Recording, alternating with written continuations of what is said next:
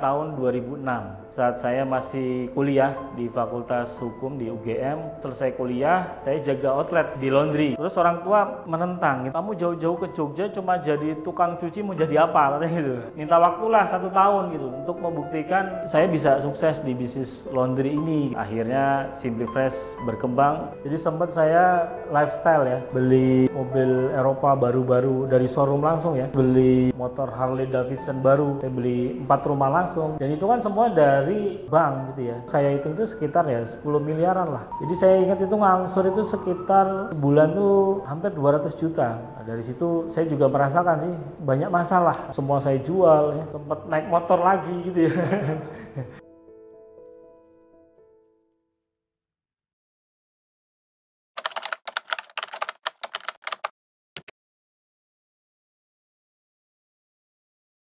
Teman-teman, dengan kelebihan fit skin yang natural, vegan, rempah jamu, fruit, didukung oleh penelitian yang luar biasa dari teman-teman peneliti untuk menghasilkan produk terbaik, saya berharap teman-teman menjadikan fit skin sebagai wasilah untuk mendapatkan hasil terbaik dalam perawatan kulit teman-teman.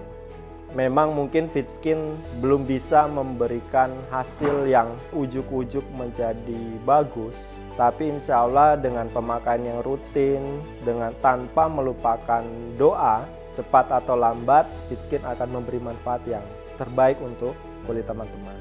Jangan sampai terkecoh karena pemakaian yang memberikan hasil seketika itu ada efek atau dampak negatif. Mari kita sayangi diri kita, kulit kita, mari kita rawat dengan yang terbaik juga untuk memberikan hasil yang terbaik.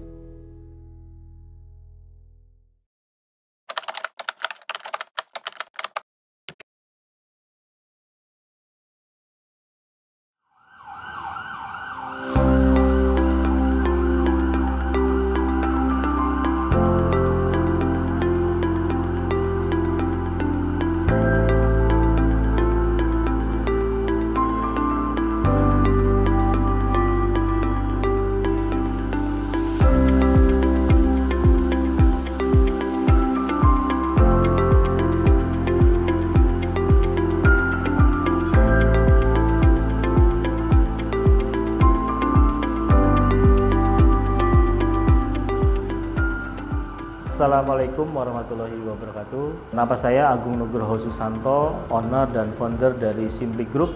Usaha saya bergerak di bidang laundry kiloan dengan brand Simply Fresh Laundry. Simply Fresh Laundry ini merupakan usaha ketiga saya yang sebelumnya sudah mengalami jatuh bangun. Akhirnya Simply Fresh berkembang hingga sekitar 100 kota di seluruh Indonesia. Total kami sudah membuka sekitar 368 outlet.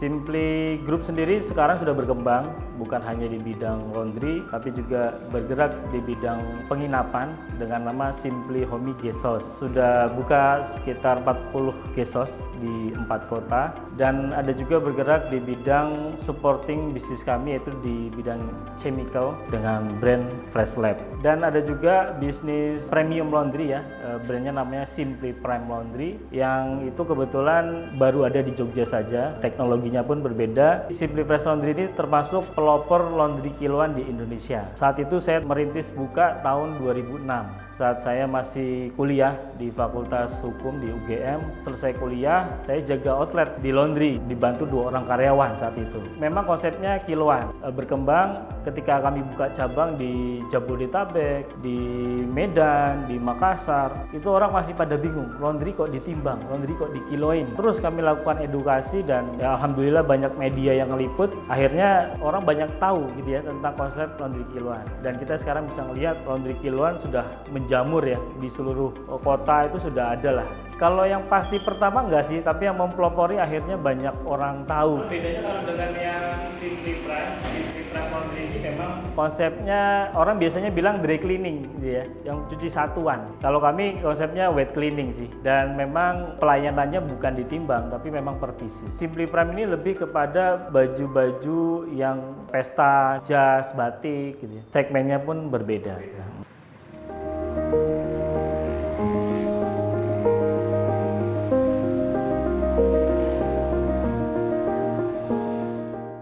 saya bisnis pertama itu kan bisnis distro. Kan tahun itu lagi muslim distro-distro anak muda itu Mas. Joinan dengan temen, kebetulan dia orang Bandung, kita belanja di Bandung, terus kita jual di Jogja. Sebenarnya cukup bagus, bisa buka 2 outlet, tapi namanya anak muda ya, apalagi tahun segitu kan entrepreneurship belum seperti sekarang kan. Kita bener-bener otodidak lah. Bisnis pertama tadi bisa dibilang gagal lah. Terus bisnis kedua bikin jual beli handphone. Itu juga cukup lumayan ya. Awalnya kita buka di sebuah mall di Jogja.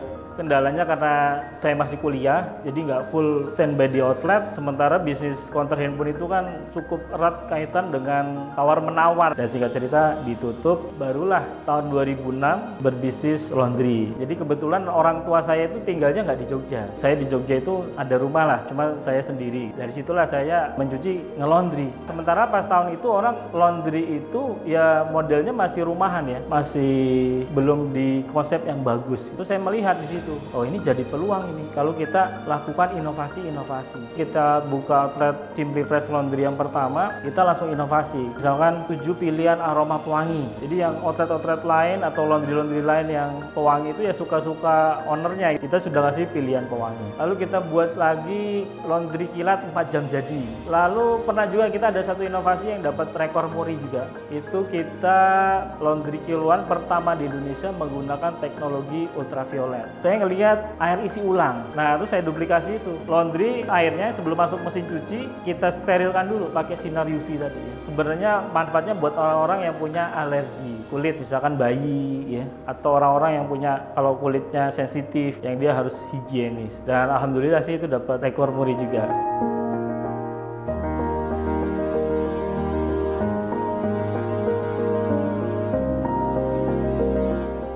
Saya kuliah angkatan tahun 2003, selesai tahun 2007, 4 tahun ya.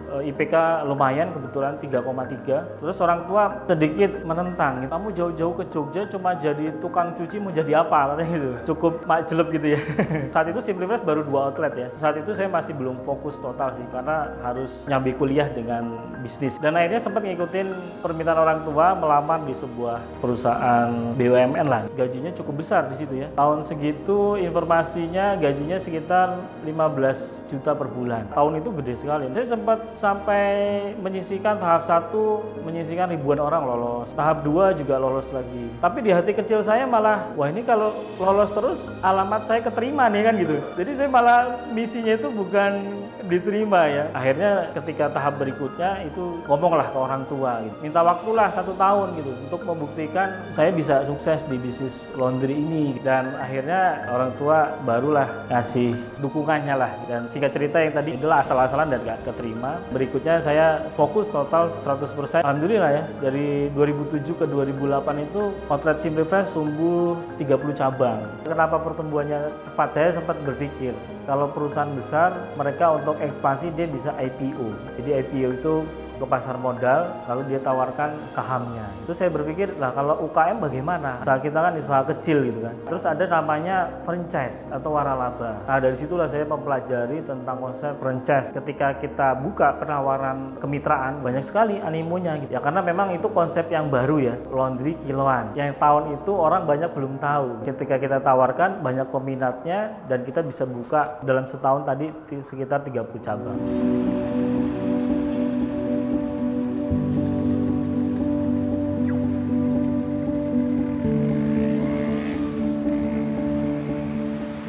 Jadi sekitar tahun 2012 akhir saya mulai ketemulah sebuah komunitas pengusaha muslim ya, di Jogja, namanya Pengusaha Rindu Syariah. Saat itu saya belum tahu tuh namanya syariah, namanya ilmu agama, saat itu sangat awam sekali ya. Dan saya diajak teman, ayo mas ikut kajian. Bayangan saya kajian itu tadarusan gitu ya.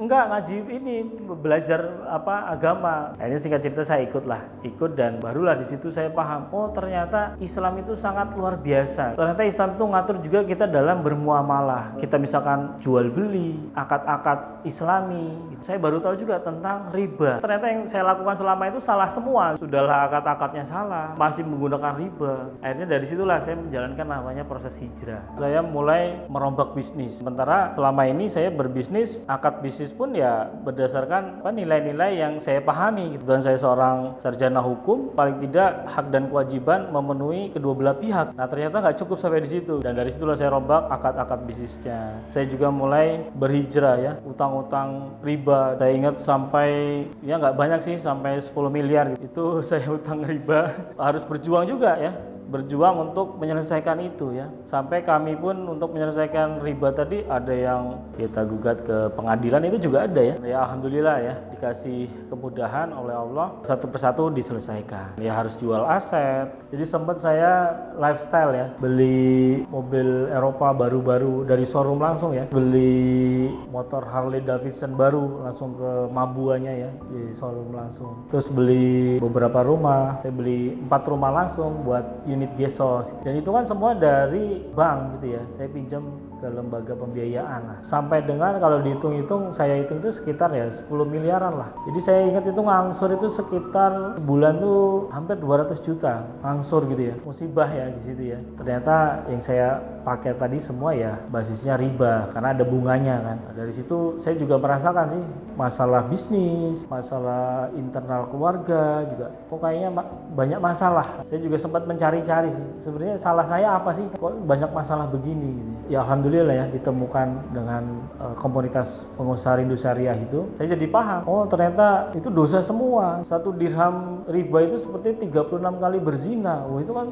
wah ini saya stres sempat gitu ya, wah jangan-jangan ini nih masalah saya ini kan gitu ya. Saya berpikir begitu. Ya betul ya, ternyata memang proses hijrah itu nggak mudah ya, mengalami proses yang luar biasa ya, dan nggak semua orang kan ketika menghadapi hijrah ini kuat. Ada yang akhirnya balik lagi, terus ada yang bertahan dan menyelesaikan ya. Jadi saya sempat juga mengalami titik rendah lah, karena kan harus jual aset, harus berhadapan dengan debt collector, itu kan melelahkan. Belum lagi kita ke pengadilan, butuh perjuangan yang luar biasa di situ. Menurut saya sih itu titik terendahnya di situ ya. Emang prinsip hijrah itu memang harus turun dulu ya, ibarat bola gitu ya, harus dipantunin dulu sampai titik terendah. Kalau sudah kena paling bawah gitu ya, terus dia akan melontar ke atas lagi kan gitu ya. Begitu yang saya alami itu benar-benar titik terendah, habis-habisan lah, semua saya jual ya, sempat naik motor lagi gitu ya.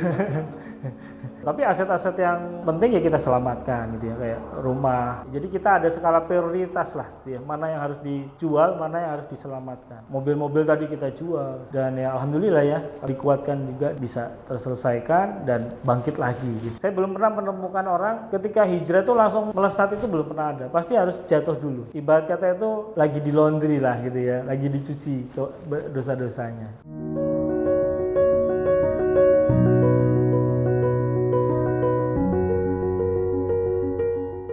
Lalu juga terkait bisnis, akhirnya kita rombak akadnya menjadi waralaba syariah. Timbul pertentangan sih dengan mitra-mitra kita, karena ternyata nggak semua itu mau. Ya akhirnya mau nggak mau, ya yang nggak mau ikut lanjut akad waralaba yang baru, ya kita berhenti kerjasama. Karena anggapan saya, visi misi perusahaan kami kan memberikan manfaat ke banyak orang. Saya pikir dengan bermanfaat ke banyak orang selesai gitu ya. Ternyata itu belum cukup. Ternyata harus juga bisnis itu harus sesuai syariah. Terus apa sih bedanya waralaba syariah gitu ya dengan konvensional? Setelah saya pelajari, menjalankan bisnis sesuai syariah itu sama wajibnya. Seperti tadi, kita sholat 5 waktu, kita puasa di bulan Ramadan, kita berzakat kalau sudah waktunya. Ketika kita menjalankan bisnis tidak sesuai syariah, ya berarti bisnis yang kita jalankan tadi tidak membawa kepada keberkahan, hanya membawa kepada dosa, kerusakan. Ketika kita berakad bisnis, itu kan ibarat orang akad nikah. Akad nikah itu kan ada rukun dan syarat yang harus dipenuhi. Nah, ketika rukun dan syarat tidak dipenuhi, tidak ada maharnya, misalkan begitu ya. Kan ketika tetap dilanjutkan akad nikah, ya itu nggak bisa sah kan. Artinya kalau tidak sah, pernikahan dilanjutkan, implikasinya kan ketika berhubungan suami istri menjadi perbuatan zina, karena akadnya tidak sah. Nah, ketika kita berbisnis juga begitu. Ketika kita berakad bisnis, tidak sesuai rukun dan syarat yang dipenuhi, implikasinya apa? Ya uang yang dihasilkan dari bisnis yang kita jalankan itu ya uang yang haram itu, bukan uang yang berkah.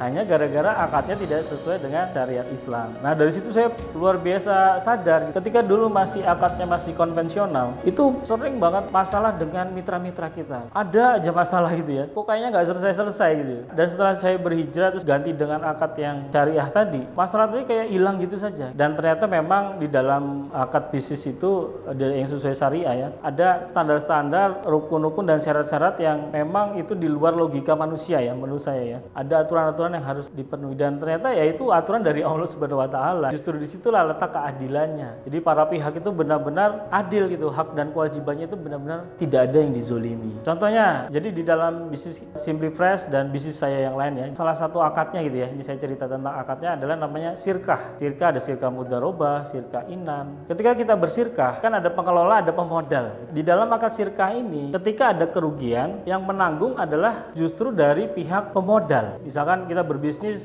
bisnisnya sudah dijalankan semaksimal mungkin ya, amanah gitu ya. Ternyata mengalami kerugian. Ternyata di dalam sirkah, ketika ada kerugian, yang nanggung itu bukan pengelolanya gitu, tapi malah pemodalnya. Padahal pemodal kan nggak ikut campur urusan operasional kan, dia hanya ngasih duit saja. Nah, tapi justru disitulah letak aturan yang melindungi si pengelola itu sendiri. Dengan catatan memang amanah. Pemodal itu punya resiko ketika bisnisnya nggak berjalan. Nah, itu salah satu contohnya di situ. Bahasa awam saya, sudahlah dikasih duit buat modal, usahanya gagal, malah saya sebagai pemodal yang membayar kerugian itu, kan nggak masuk akal kan gitu ya. Harusnya kan kamu yang resiko, kamu yang jalanin, kok saya nggak ikut-ikutan. Nah, biasanya kan begitu ya. Nah, tapi justru di dalam sirkah itu kebalikannya. Terus pengelola enak banget ya, enggak juga. Pengelola nggak dapat apa-apa kan. Artinya dia udah kerja mati-matian, siang malam, tapi dia nggak mendapatkan pendapatan kan. Terus gimana nih, pengelola kan awal-awal berbisnis nggak mungkin langsung dapat keuntungan kan. Oke deh, biasanya pengelola digaji gitu ya. Selain bagi hasil dia dapat gaji, biasanya kan gitu ya. Nah, tapi ternyata di dalam sirkah itu nggak boleh ya. Kalau dia sudah akad sirkah, haknya pengelola itu ya hanya dari bagi hasil saja. Nggak boleh dapat lagi dari gaji. Karena kalau gaji itu akadnya beda lagi, namanya ijaroh. Nah, kalau ijaroh itu nggak boleh udahlah sirkah terus ijaroh, double akad, itu dalam Islam nggak boleh gitu. Jadi kalau dia memang pilihannya bersirkah ya dia dari bagi hasil, atau misalkan dia cukup digaji ya akadnya ijaroh sebagai karyawan, dia digaji rutin fix dan dia nggak ada resiko.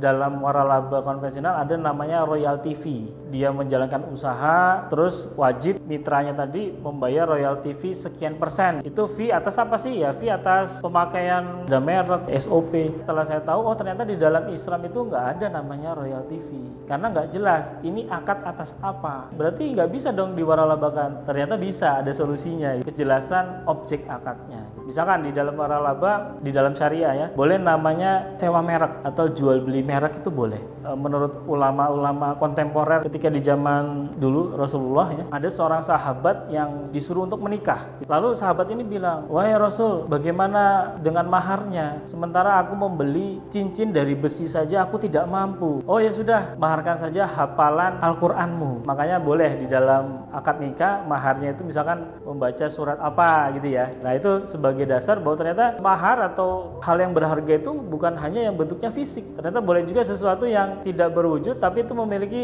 value atau nilai. Kalau di zaman kita sekarang bisa dikiaskan dengan merek. Kita bisa akui kan, ketika sebuah brand, sebuah produk ditempeli merek terkenal, harganya bisa mahal kan gitu kan. Tapi kalau dia tanpa merek gitu ya, tanpa merek yang dikenal ya harganya, nilainya juga beda. Nah gitu ya. Jadi artinya merek itu memang boleh diperjualbelikan atau disewakan. Nah, jadi ketika kita bermitra, boleh nanti si mitra kita bayar namanya sewa merek. Terus gimana dong, kan kita sudah maintenance mitra-mitra kita. Oh iya bisa, nanti akadnya ijaroh. Ijaroh itu gajian tadi itu loh Mas. Jadi sudah bisa berupa fix angka berapa-berapanya sudah jelas. Atau bisa juga nanti pakai akad yang tadi saya ceritakan, akad sirkah tadi ya. Jadi nanti ada bagi hasil. Nah, artinya sebenarnya yang harus dirubah adalah terutama teman-teman yang mau franchise atau waralaba ya, tinggal disesuaikan dengan akad yang sesuai syariah. Nanti tinggal ketika kita rubah, hak dan kewajibannya juga otomatis kan ada perubahan juga sih di situ ya.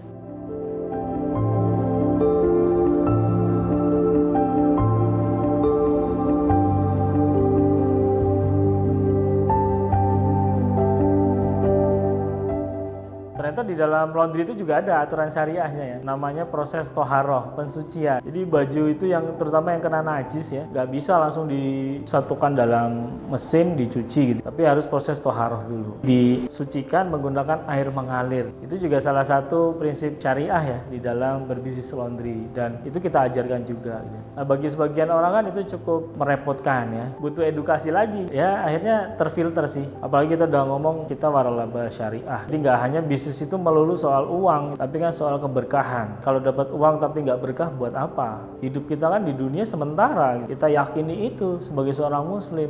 Nanti di akhirat yang selama-lamanya semua dihitung. Saya kan udah menulis 2 buku, Mas. Yang pertama itu Jurus Jitu Membangun Bisnis Berkah Omset Miliaran. Nah, di situ saya jelaskan ya. Sebenarnya itu rangkuman dari perjalanan saya bisnis dan ngikutin seminar, workshop, coaching dari yang gratisan sampai yang hampir ratusan juta, termasuk juga ikut kajian-kajian ya. Di situ saya sebutkan ya, kunci bisnis sukses berkah berlimpah itu ada 3. Yang pertama, tujuannya harus benar dulu. Kita bisnis ini tujuannya untuk apa sih? Jangan-jangan tujuan kita bisnis cuma untuk bikin jadi kaya aja, artinya materi saja. Nah, itu kan salah gitu ya. Niatnya saja sudah salah. Tapi kalau tujuan bisnis kita untuk keridhaan Allah Subhanahu wa taala, nah itulah yang membuat keberkahan kan di sana. Kalau niatnya sudah benar, insya Allah dikuatkan, dimudahkan, gak gampang loyo gitu ya. Bahkan menolak misalkan hal-hal yang haram, yes, itu sudah prinsip kita kan. Terus yang kedua, bisnis harus dijalankan sesuai syariat. Syariat itu apa? Ya banyak tadi ya. Paling nggak menyesuaikan, menguasai di bidang bisnis yang kita kuasai. Terus yang ketiga, bisnis sesuai sunatullah. Nah inilah sunatullah ini yang tadi ilmu-ilmu bisnis. Nah sunatullah bisnis itu saya bagi lagi jadi 3. 1, timnya hebat atau great team. Yang kedua, great system, sistemnya hebat. Yang ketiga, great strategi atau strateginya hebat. Nah itu kunci sunatullahnya. Nah barulah di situ bisnis berkah berlimpah. Tujuannya benar, sunatullahnya maksimal, syariatnya dijalankan. Nah insya Allah keberkahan-keberkahan turun dan kalau sudah berkah semua jadi mudah kan gitu ya.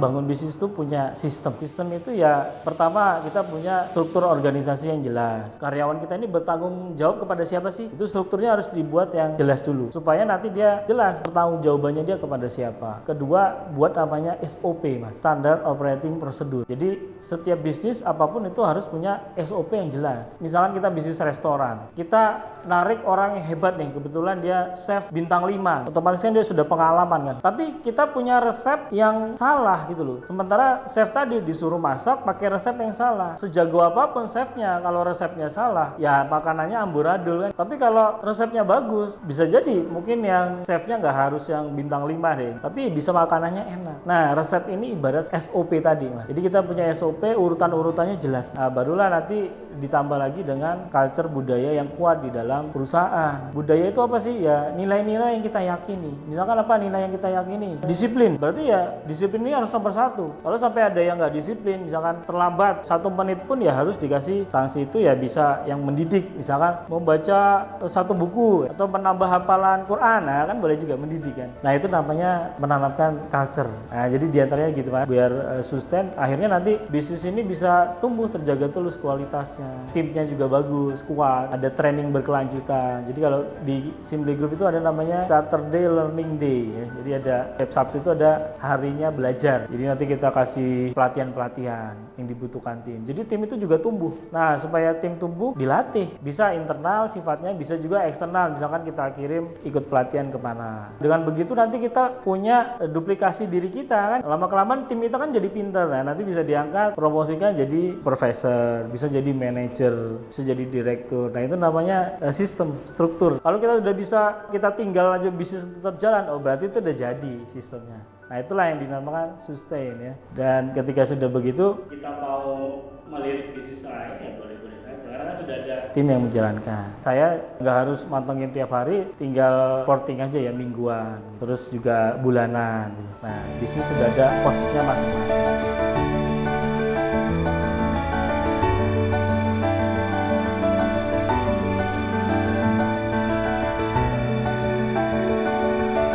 Jadi Rasulullah sebelum diangkat sebagai nabi itu kan seorang pengusaha muda yang sukses. Terbukti beliau ketika melamar Bunda Khadijah itu kan maharnya kan unta, nilainya ya kalau di rupiah sekarang ya miliaran rupiah karena berapa ekor. Artinya Rasul ini seorang pengusaha muda yang sukses. Ternyata Rasulullah itu terkenal sebelum diangkat menjadi nabi itu punya personal branding lah gitu ya. Personal brandingnya itu seorang al-amin atau terpercaya. Makanya banyak orang yang senang berbisnis dengan Rasulullah. Karena pasti kalau berbisnis dengan Rasulullah itu pasti barangnya bagus, pasti harganya terjangkau gitu. Karena Rasulullah itu terkenal terpercaya, benar-benar menjaga amanah. Kuncinya kalau kita ingin dipercaya orang, jadilah orang yang al-amin atau terpercaya. Memang nggak bisa dibangun sehari dua hari ya, itu terus bertahun-tahun dan akhirnya orang percaya sendiri dengan kita. Orang datang ke kita akhirnya, Mas, saya punya uang, ayo kita kerjasama. Karena kita sudah terkenal terpercaya tadi. Itu yang nanti menilai ya masyarakat. Ya menjadi terpercaya ya kalau zaman sekarang dibuktikan dengan prestasi. Artinya dengan prestasi tadi membuktikan bahwa kita ini memang orang yang sungguh-sungguh menjalankan bisnis.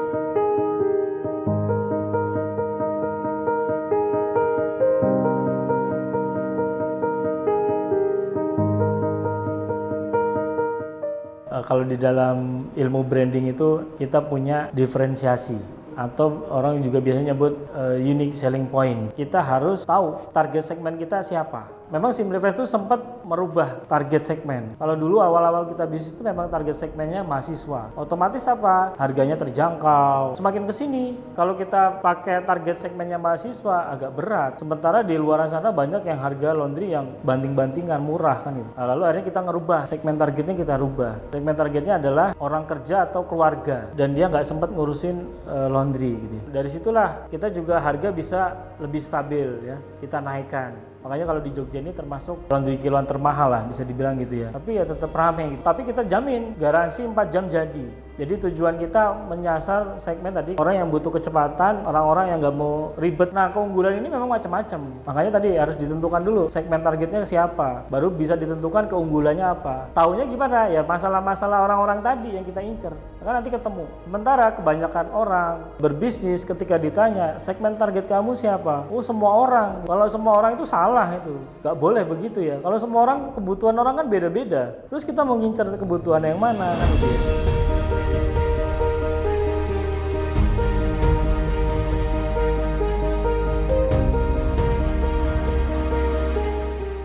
Entrepreneurship itu kan jiwa kemandirian. Kalau punya jiwa kemandirian itu memang salah satu faktor pentingnya ya keberanian. Ketakutan itu kan asumsi. Artinya apa? Kalau mau bisnis, dia terjun aja langsung. Nah, cuma ada tapinya ya. Artinya ya jangan asal-asalan juga. Apalagi setelah saya mengkaji Islam gitu ya. Ternyata Islam mengatur tentang muamalah. Kita harus rencanakan juga. Jangan sampai bisnis kita ini melanggar syariat. Tapi kalau itu sudah terpenuhi, sudah siap semua, ya udah jalan, jangan ragu. Nah, pesan saya kalau mau bisnis kuncinya 3 tadi. Harus tujuannya untuk mencari keridhaan Allah Subhanahu wa taala. Jangan hanya bisnis untuk pengen kaya saja. Yang kedua ya, jalankanlah bisnis sesuai syariat Islam. Makanya dari itu harus belajar tentang ilmu-ilmu fikih muamalah. Carilah ustadz-ustadz, kiai yang mengajarkan tentang muamalah dalam bisnis. Baru yang ketiga, jalankan sunatullah bisnis. Kalau kita sudah punya produk yang bagus, bisnis yang keren, ya kita harus pemasaran kan begitu. Nah, itulah sunatullah ya. Ya, sunatullah bisnis itu apa? Ya tadi, great team, great system, great strategi. Insya Allah dengan begitu bisnis kita berkah dan kita bisa mencapai kesuksesan dunia dan akhirat. Itu saja dari saya, kurang lebihnya mohon maaf. Wassalamualaikum warahmatullahi wabarakatuh. Waalaikumsalam.